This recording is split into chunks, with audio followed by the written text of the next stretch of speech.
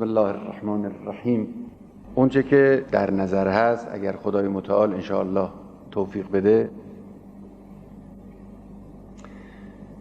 این است که ما یک بحث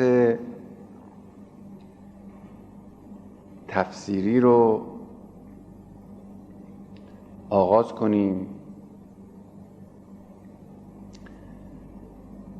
و به کمک شما برادران و خواهران دانشجوی عزیز در جهت فهم قرآن و گسترش استفاده از نورانیت قرآن قدمی برداریم. بنده البته از گذشته با درس‌های قرآن به خصوص در رابطه با دانشجوها انس داشتم و یکی از اشتغالات جدی برای من در گذشته محسوب می‌شد.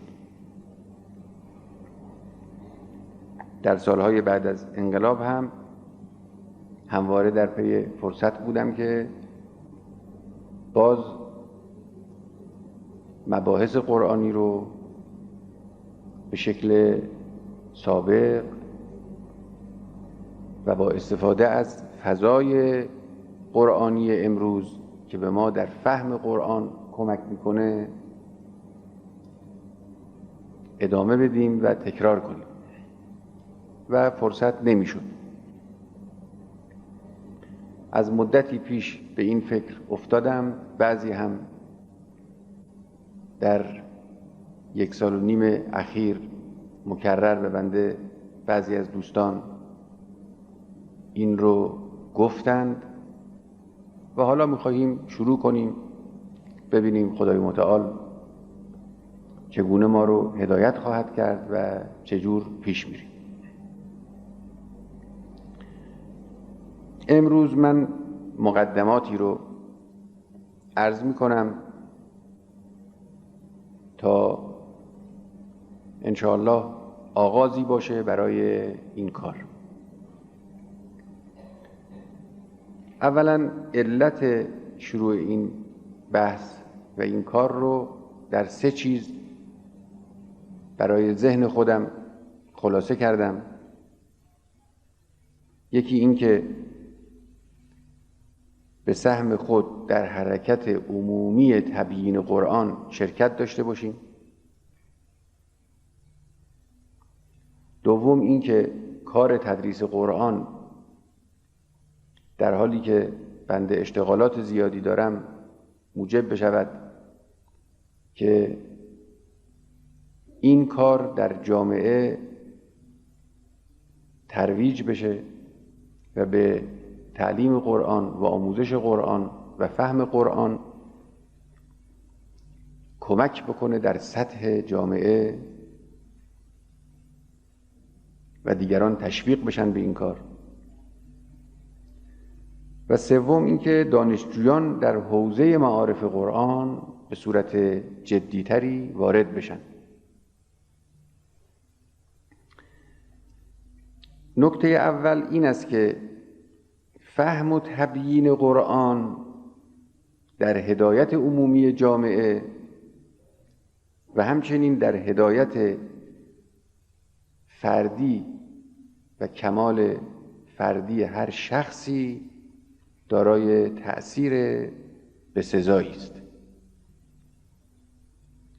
یعنی در جامعه اسلامی اگر مردم با قرآن آشنا باشند، با قرآن انس بگیرند و از راهنمایی‌های قرآن استفاده بکنند، هم به حرکت عمومی جامعه به سمت اهداف اسلامی کمک خواهد شد و هم هر فردی به خودی خود در درون خود، در ذهن و روح و قلب خود به اون کمالی که اسلام برای شخص مسلمان معین کرده به اون کمال نزدیکتر خواهد شد. منهای حرکت عمومی جامعه، هر فردی موظف هست خود را به کمال انسانی برسانه، یعنی تعالی در روح خود ایجاد بکند و رابطه خود را با خدا و کیفیت یافتن خود را در جهت اهداف الهی روز به روز افزایش بده. این به برکت قرآن حاصل خواهد شد. با قرآن اگر انس داشته باشیم، خود ما به عنوان یک فرد و یک شخص روحاً کیفیت پیدا می‌کنیم، تعالی پیدا می‌کنیم، به خدا نزدیک میشیم. اخلاق انسانی و اخلاق الهی در ما تقویت خواهد شد. این در مورد شخص. در حرکت عمومی جامعه هم این اثر میگذاره که در جامعه قرآن در انحصار افراد خاصی نباشه، بلکه همه افراد جامعه، جوانها، گروه‌های سنی مختلف و مجموعه‌های مختلف در جامعه همه با قرآن آشنا باشند، بتوانند از هدایت قرآنی بهره بگیرند. و این هدایت قرآنی و نورانیت قرآن همون چیزی است که در خود قرآن بر روی آن زیاد تکیه شده. قرآن اصرار داره که نوره. 2 آیه رو من اینجا 2-3 آیه رو یادداشت کردم، توجه کنید به مضمون این آیات. یک آیه، این آیه سوره مائده است: قد جاءکم من الله نور و کتاب مبین. همانا برای شما آمد از سوی خدا نور، یعنی همین قرآن. قرآن خودش رو به عنوان نور معرفی میکنه. خاصیت نور زدودن ظلمت هاست، ظلمت جهل، ظلمت خرافه، ظلمت گمراهی ها، ظلمات اخلاق فاسد. نور و کتاب مبین، کتاب مبین، کتاب آشکار، نوشته ای که در اون هدایت انسان ها هست. یهدی به الله من اتبع رضوانه سبل السلام. به وسیله این کتاب خدای متعال هدایت می کند اون کسانی را که از رضایت و خوشنودی او تبعیت می کنند، اونها را هدایت می کند به راه‌های سلامت، آرامش.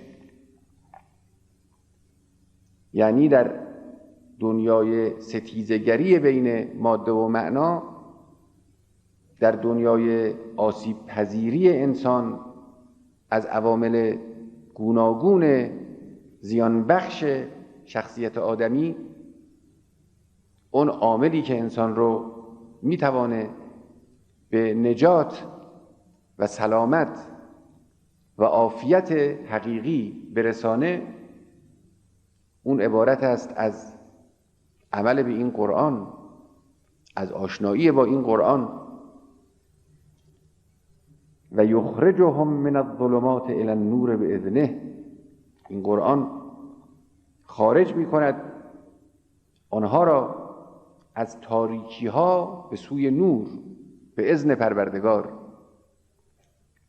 و یهدیهم الی صراط مستقیم. هدایت میکنه اونها رو به راه راست. خب شما در این آیه ملاحظه میکنید قرآن خودش رو تعریف میکنه به عنوان نور، به عنوان هدایت کننده به راه راست، به عنوان رساننده انسان به ساحل نجات. این چیز با ارزشی است. این حقایق رو در قرآن بایستی فهمید. ما این نور رو باید ازش استفاده کنیم. از این نور چقدر ما استفاده میکنیم؟ از این وسیله هدایت چقدر تک تک ما بهره میبریم؟ آیا اگر در زندگیمون، در افکارمون، در راههامون، در برداشتهامون، در پیچ و خمهای زندگی در جایی احساس گمراهی، سردرگمی داشته باشیم، آیا ناشی از این نیست که از این وسیله هدایت استفاده نکردیم؟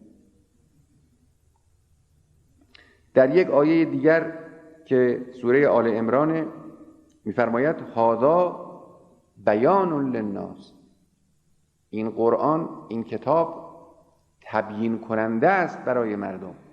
حقایق رو برای فکرها و ذهنها و دلها تبیین میکنه. چه چیزی بهتر از این؟ و هدن، این هدایت، و موعظة للمتقین، این پند است و اندرز برای پرهیزگاران، برای کسانی که در صدد به دست آوردن پند و اندرز باشند.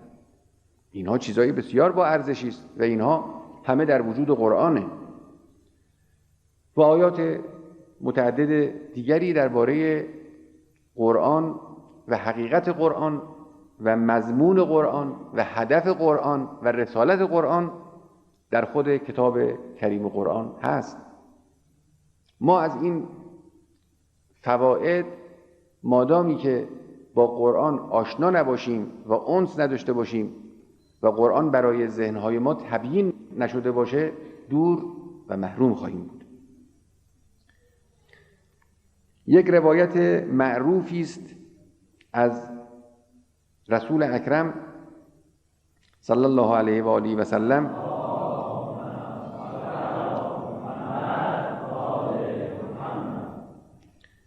که در یک خطبه معروفی و بزرگوار فرمودن فاذا التبست علیکم الفتن کقطع اللیل المظلم فعلیکم بالقرآن. یعنی هرگاه که فتنه ها مانند پاره های شب تاریک شما رو دچار اشتباه و شبهه کرد، به قرآن مراجعه کنید.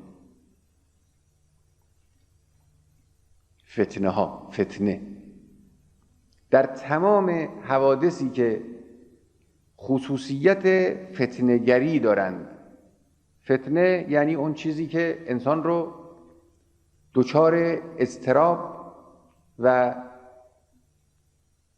ابهام و جهالت میکنه و برای روح انسان و فکر انسان و احیانا جسم انسان موجب فشاره. این فتنه است، یعنی یکی از معانی فتنه است. این جور چیزی در زندگی اجتماعات زیاد هست و در جامعه اسلامی ما چنین چیزهایی پیش میاد. در شناخت یک راه، در شناخت یک وظیفه گاهی شبهه به وجود میاد و فتنه هایی پدید میان که راه رو برای انسان مجهول میکنند و بسیاری راه رو گم میکنند. اونچه که در این مواقع به کار میاد، پیغمبر اکرم در این حدیث فرموده او قرآنه. هرگاه فتنه ها مانند شبهای پاره های شب تار، شب مظلم بر شما مسلط شد و زندگی شما رو و افق فکر شما رو فرا گرفت، به قرآن مراجعه کنید. فإنه شافع مشفع و ماحل مصدق. این یک تعبیر بسیار ادبی است. یعنی قرآن اون موجودی است، اون حقیقتی است که اگر به سود شما گزارش داد و شفاعت کرد، شفاعت او پذیرفته خواهد شد. اگر از شما شکایت کرد و سعایت کرد، سعایت او هم پذیرفته خواهد شد. یعنی یک جامعه اگر به قرآن اقبال کنه، با قرآن انس بگیره، از قرآن استفاده کنه، قرآن رو بفهمه و بر طبق هدایت قرآنی عمل بکنه، قرآن به او کمک خواهد کرد و خدا دست او رو خواهد گرفت و راه او رو خواهد گشود. اگر پشت کنه به عکس ضربه خواهد خورد و این همون چیزیه که شما در جوامع اسلامی در طول قرنهای متمادی دیدید، در وضع کنونی دنیا هم در جوامع اسلامی میبینید. به قرآن پشت کردن، واضحترین حقایق رو نمیبینن. چه عاملی موجب میشود که امروز در کشورهای اسلامی بسیاری از آحاد مردم حقیقتهای روشن رو درک نکنن؟ دوری از قرآن. نمیشه گفت ملت‌های اسلامی همه میخواهند که مثلا حالا یک مسئله موضعگیری دولت‌هاشون در قبال صهیونیسم فرضاً موضعگیری قاطعی باشه، در این حال اون دولت‌ها جرأت میکنن که این موضعگیری قاطع رو نداشته باشن. چنین چیزی امکان نداره. ملت‌ها خوابند. ملت‌ها حقیقت رو در موارد بسیاری درک نمی‌کنند که دولت‌های اونها امکان پیدا می‌کنند اینجور برخلاف مصالح ملت‌ها و احکام اسلامی عمل بکنند. و دوری ملت‌هاشون به خاطر دوری از قرآن. و الا اگر با قرآن انس داشتند، آشنا بودند، به قرآن عمل می‌کردند، عمل منظورم عمل کامل نیست در اینجا، یعنی همین دلهاشون با قرآن آشنا بود و حقایق قرآنی رو کاملا می نیوشیدند و درک می کردند، وضع کشورهای اسلامی جور دیگری بود. لذا به هر اندازه‌ای که به قرآن نزدیک میشند وضعشون تغییر پیدا میکنه. کار بر دولت‌های منحرفشون سخت میشه و راه براشون روشن‌تر و آشکارتر میشه. من جعله امامه قاده الی الجنه. هر که قرآن رو پیشاپیش خود قرار بده و دنبال قرآن حرکت کنه او رو به بهشت خواهد برد. و من جعله خلفه ساقه الی النار. هر که پشت به قرآن بکنه و راه قرآن رو و راه خود رو از غیر قرآن بگیره و انتخاب بکنه و حرکت بکنه، احیانا قرآن رو هم پشت سر خودش بکشه، مثل بسیاری از کشورهای اسلامی و دولت‌های اسلامی متاسفانه که امروز اینجورن. او این کار اونها رو به آتش هدایت خواهد کرد. و هو الدلیل یدل علی خیر سبیل. خب حالا این آیات و روایات در باب قرآن. و السلام علیکم و رحمت الله و برکاته.